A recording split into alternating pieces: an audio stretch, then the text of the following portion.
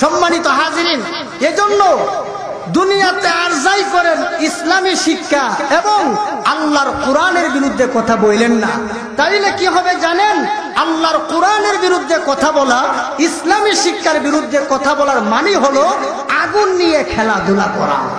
আগুন নিয়ে খেলাধুলা করলে যেমন অস্তিত্ব থাকবে না, ঠিক তেমনি ভাবে যারা ইসলামী শিক্ষার বিরুদ্ধে কথা বলে, যারা আল্লাহর কোরআনের বিরুদ্ধে কথা বলে, এদেরও অস্তিত্ব থাকবে না। জোরে বলুন ঠিক কিনা?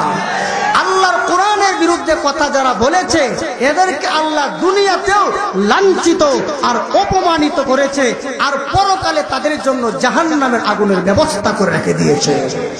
এজন্য ভাইয়ার আমার, মাদ্রাসা শিক্ষা কেন? আদম সন্তানকে মানুষ বানানোর জন্য। সুতরাং যারা অমানুষ তারা ইসলামী শিক্ষার বিরুদ্ধে কথা বলে, যারা অমানুষ তারাই কোরআনী শিক্ষার বিরুদ্ধে কথা বলে।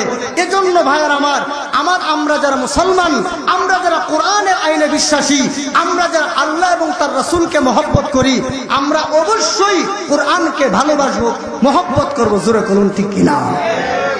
ভাইয়ার আমার, এই কোরআনকে ভালোবাসলে শুধু দুনিয়াতে লাভ হবে এমন না। দুনিয়াতে যদি কোরআনকে ভালোবাসেন, দুনিয়াতে মনুষ্যত্বের মর্যাদা অর্জন করবেন।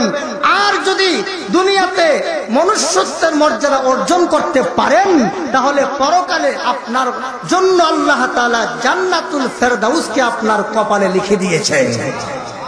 ভাইয়ার আমার, আপনারা যদি কোরআনকে ভালোবাসেন আর মহব্বত করেন, এই কোরআন আপনাকে সুপারিশ করে আল্লাহর তৈরি জান্নাত পর্যন্ত পৌঁছায় দিবে।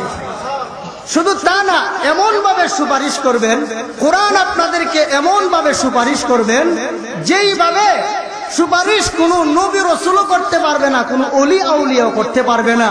আল্লাহর কোরআন আপনাদেরকে এমন ভাবে সুপারিশ করবে। এজন্য কোরআনের শিক্ষার দরকার আছে কিনা ভাই? এজন্য কোরআনের শিক্ষা আমাদের সর্বস্তরের মুসলমানদের কাছে